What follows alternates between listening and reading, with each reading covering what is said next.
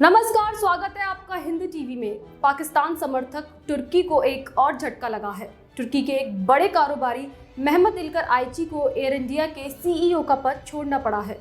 तुर्की के राष्ट्रपति Recep Tayyip Erdogan के करीबी रहे इल्कर आइची अब एयर इंडिया के सीईओ नहीं बन पाएंगे।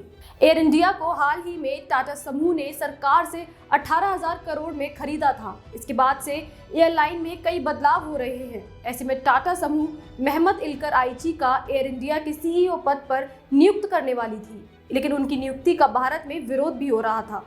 अब इल्कर आइची ने कहा कि वो खुद एयर इंडिया के सीईओ का पद संभालने से इनकार कर रहे हैं। उन्होंने कहा कि भारतीय मीडिया में उनकी नियुक्ति को कुछ और ही रंग दिया जा रहा है, जिसके कारण वो इस पद पर नहीं रहना चाहते।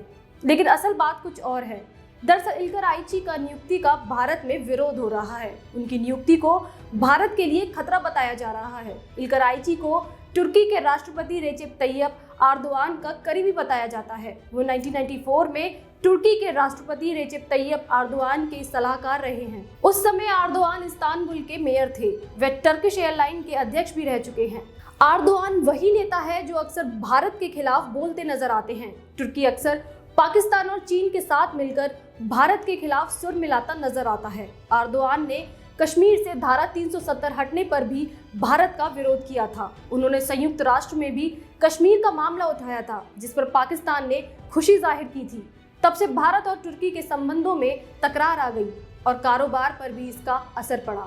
ऐसे भी रिपोर्ट थी कि इल्कर आइची ने कथित तौर पर आतंकी संगठन अल कायदा के फाइनेंसर को निवेश करने में मदद की थी। ऐसे में विदेशी जागरण मंच ने इल्कर आइची की नियुक्ति पर सवाल उठाए थे। मंच का कहना था कि इससे राष्ट्रीय सुरक्षा को खतरा है, इसलिए उनकी नियुक्ति को अनुमति नहीं देनी चाहिए।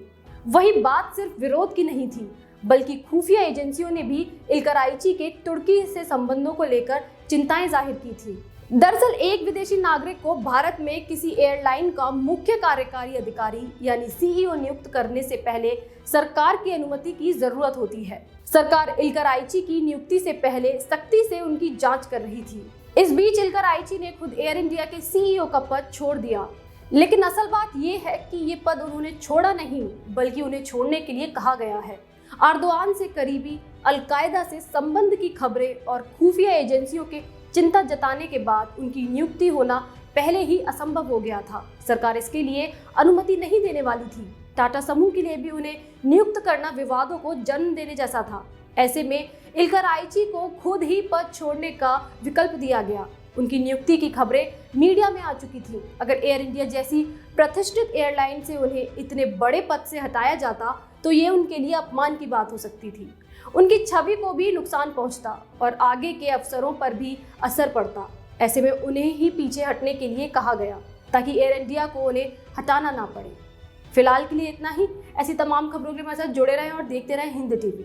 नमस्कार। अगर आपको हमारा वीडियो पसंद आया हो तो इसे लाइक करें, इस चैनल को सब्सक्राइब करें और हाँ, बेल आइकन भी दबाएं ताकि आप तक हमारे वीडियो की नोटिफिकेशन पहुंचते रहें। हमसे जुड़े रहने के लिए अपने सुझाव हमें कमेंट बॉक्स में देते रहें। हमें आपके सुझाव का इंतजार रहेगा। हमारे साथ जुड़ने के लिए धन्यवाद।